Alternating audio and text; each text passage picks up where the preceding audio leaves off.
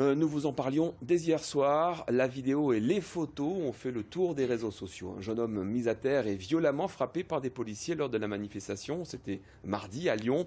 Le parquet vient de demander à la police des polices d'enquêter sur ce fait. Sophie Valsecchi et Laure Crozat ont rencontré ce jeune homme et un témoin, celui qui a pris les photos de la scène. Regardez. Arthur Nassiri a le visage encore tuméfié. Il découvre aujourd'hui les photos réalisées par Bastien Douden.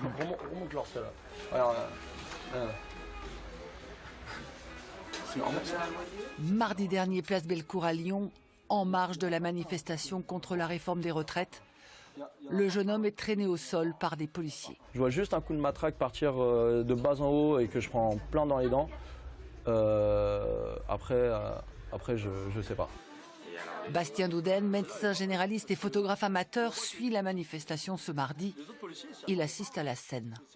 Je vois pas forcément de coups, mais on voit bien qu'il se passe quelque chose et puis on me barre la route aussi, donc on voit qu'il y a du mouvement en tout cas autour d'Arthur, qu'il est traîné, voilà.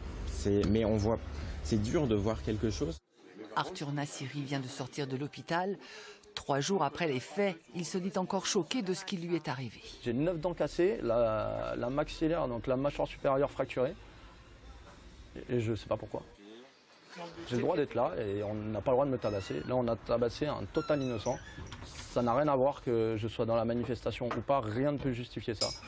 Arthur Nassiri annonce qu'il va porter plainte. Le parquet de Lyon a ouvert une enquête et saisi l'inspection générale de la police nationale. Les syndicats de police contactés n'ont pas souhaité s'exprimer. Jean-Luc Fugit, bonjour. Vous êtes député du Rhône, la 11e circonscription. Vous êtes de la majorité présidentielle, La République En Marche. J'aimerais d'abord vous faire réagir sur cette affaire. C'est la deuxième dont on parle, affaire de violence policière en une seule semaine. Ce sont des faits qui semblent désormais se répéter. Qu'est-ce que vous en pensez ? Bonsoir. Alors, écoutez, ce sont des faits que je trouve assez choquants, en effet, donc et très surprenants, une telle violence.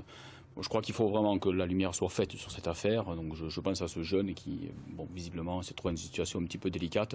Laissons maintenant l'enquête se faire et espérons que ça ne va pas se renouveler parce qu'on a le droit de manifester dans ce pays. C'est un droit et on doit surtout le droit de manifester dans le calme. Donc on n'est pas dans une guerre quand on fait une manifestation. Donc il faut éviter, des deux côtés d'ailleurs, la violence réciproque, ça existe aussi parfois, malheureusement. Et donc espérons que toute la lumière soit faite sur cette affaire. Restez avec nous, puisqu'on vous a invité surtout pour parler de la réforme des retraites. Les annonces du Premier ministre hier n'ont pas fait baisser la tension sociale. C'est même l'inverse qui s'est produit.